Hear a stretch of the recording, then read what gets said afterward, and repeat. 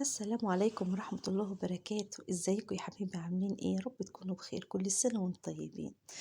النهاردة ان شاء الله هنعمل الطعمية او الفلافل بطريقة سهلة وبسيطة، طبعا مش هنقدر نستغنى عنها في سحور رمضان. معانا ايه؟ معانا نص كيلو من الفول، طبعا انا نقعاه 6 ساعات. معانا كمان بصلاية خضراء، كزبرة خضراء، معانا طبعا كرات، معانا كمان 5 فصوص من الثوم، بصلاية صغيرة. هنا بقى هنمسك الفول بتاعنا، هنضربه في الكبة، هتساعدنا كتير. اهو حطيناه وهنبدأ نضربه بالشكل ده كده اهو.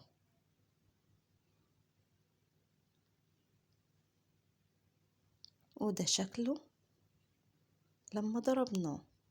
هنبدأ بقى نضيف له هنا البصلاية الخضراء مع شوية كزبرة، ما تكترش من الخضار عشان ما تعملش مية، المعقول، وحزمة من الكرات، 5 فصوص من الثوم صغيرين، بصلاية صغيرة برضو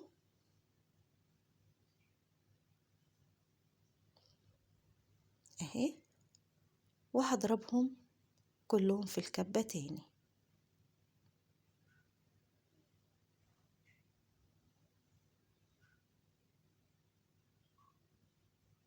اهو. طبعا الطعمية من الأكلات الحلوة اللي طبعا مش هنقدر نستغنى عنها في السحور أو في الفطار أو في عشاء كده. هنعملها في البيت بأبسط ما يكون. شايفين شكلها وشايفين لونها حلو كده. كترش الخضار قوي عشان ما تعملش مية وتسيب منك. ضفنا لها هنا الكزبرة الناشفة، معلقة من الملح، وسنة صغيرة من بيكربونات الصوديوم. دي برضو هتحافظ على لونها وهتخليها هشة معانا مش مكتومة اهو. وده كان شكلها يا حبايبي اهو. طبعا ممكن بقى تضربيها في العجان، ممكن تضربيها بالمضرب الكهربي، ما عندكيش بالمضرب السلك بس تضربيها شوية حلوين اهو. هنا بقى هنقلي بقى. هنا معانا بصلاية وطماطماية، عملتهم على النار وحطيت لهم معلقة شطة كبيرة وسنة من القرفة صغيرة، ودول شوية سمسم على شوية كزبرة ناشفة، وطبق فيه هنا شوية مية. طبعا هحط ايدي كده قبلها وهبدأ ان انا هقلي الطعمية بتاعتي اهو. احط بقى شوية سمسم على شوية كزبرة. طبعا الزيت بتاعي سخن، واول ما احط في الطعمية ههدي النار عشان ما تتحرقش مني وتستوي اهو بالشكل ده. سهلة وبسيطة وهتديكي كمية كويسة وهتعمليها في البيت. دلوقتي قرص الطعمية قد كده وغالي ومش بيبقى حلو زي اللي هتعمليه على ايدك في البيت. والزيت طبعا كده كده هتقلي فيه كذا مرة اهو. هنا بقى هنحشي اهو بالشوكة كده وهقفلها بالشكل ده كده. يلا بقى اعملي الكمية اللي انت عايزاها، طريقتها سهلة وبسيطة وان شاء الله هتعجبك اهو.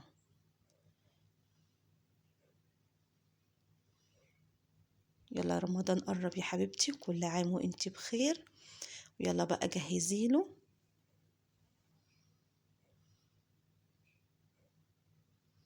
اهو بالشكل ده كده. هبدأ بقى اقلب اهو. حلو اللون ده. هتطلعيها بقى على مناديل مطبخ اهو بالشكل ده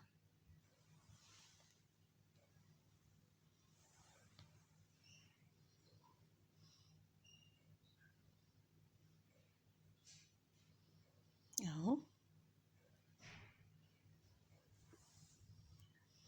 قدمناه هنا مع خيار وطماطم مخللة، وكمان شايلنا منها في الفريزر مع بصل اخضر والعيش البلدي بتاعنا الجميل. شايفين شكلها حاجة كده اللهم بارك. والصحتين على هنا على قلبكم. متنسونوش في اللايك والشير وتفعلوا زر الجرس عشان يوصل لكم كل جديد. واقول لك السلام عليكم.